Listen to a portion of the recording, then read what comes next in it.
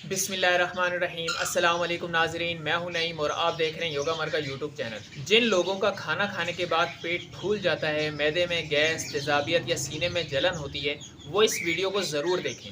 आज की इस वीडियो में मैं आपको योगा की दो बहुत ही आसान वर्जिशें बताऊंगा जिनके करने से आप मैदे की मुख्तलिफ बीमारियों से महफूज रह सकते हैं और उन बीमारियों से छुटकारा भी हासिल कर सकते हैं। बहुत ज़्यादा खाना खाना, तेज़ मिर्च मिसाले वाले खाने खाना या बाजारी खानों का ज़्यादा इस्तेमाल, खाना खाने के फ़ौरन बाद पानी पीना या खाना खाकर फ़ौरन सो जाना, ये वो चंद वजूहात हैं जिनकी वजह से मैदे की मुख्तलिफ बीमारियों का हम शिकार होते हैं। वर्जिश के साथ साथ आपने इन वजूहात को भी कंट्रोल करना है। कोई हकीमी फक्की, चूरन या कोई दवाई, वक्ती तौर पर तो इनसे आपको आराम आ सकता है, लेकिन कभी भी अचानक आपके मैदे की तकलीफ बहुत बढ़ सकती है। अपनी सेहत का ख्याल रखें, अपने मैदे का इम्तिहान ना लें।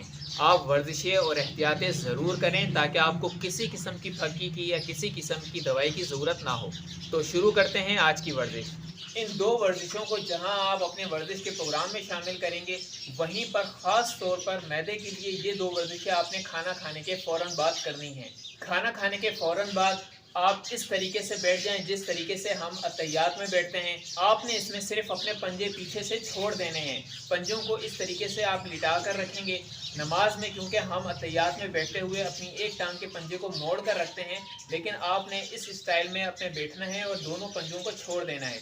कमर आपकी सीधी रहेगी और गर्दन सीधी रहेगी। अपने दोनों हाथों को अपने दोनों घुटनों पर रखें, कोहनियों को बिल्कुल सीधा रखें, कोहनियों को मोड़ेंगे नहीं। इस तरीके से आप सिर्फ और सिर्फ 1 से 2 मिनट के लिए आप बैठ जाएं। खाना खाने के फ़ौरन बाद 1-2 मिनट बैठने के बाद आप अपनी दोनों टांगों को आराम से सीधा फैला लें। टांगों को थोड़ा सा हिलाएं इस तरीके से और सीधे खड़े हो जाएं। जिन लोगों का वज़न ज़्यादा है या खड़े होकर उनका बैलेंस नहीं बनता, वो दीवार का या कुर्सी का सहारा ले सकते हैं। सीधे खड़े होकर इस तरीके से अपनी टांगों को ऊपर की तरफ लेकर जाएंगे। यह आप 15 से 20 मरतबा कीजिएगा। इसमें आपने सिर्फ ध्यान ये देना है कि आपने इस तरीके से झुकना नहीं है। आपने ये झुक कर इस तरीके से नहीं करना।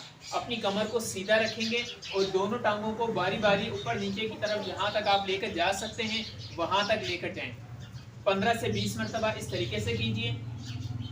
ये खाना खाने के फ़ौरन बाद वर्जिशें मुकम्मल हो गई हैं। इनके सेट नहीं करेंगे। आपने सिर्फ बैठने में 1 से 2 मिनट के लिए आपने बैठना है और खड़े होकर 15 से 20 मरतबा अपनी दोनों टांगों को बारी बारी ऊपर नीचे की तरफ करना है। देखा आपने कितनी आसान वर्जिशें हैं। ये आसान वर्जिश भी है और मैदे की मुख्तलिफ बीमारियों के लिए बहुत फ़ायदेमंद भी है। ये वर्जिशें करने से ना तो आपका पेट फूलेगा, ना गैस बनेगी, ना तेज़ाबियत होगी और ना सीने में जलन होगी। तो इन वर्जिशों को ज़रूर करें ताकि आपकी गोलियां भी छूट जाएं और आप किसी किस्म की फक्की भी इस्तेमाल ना करें।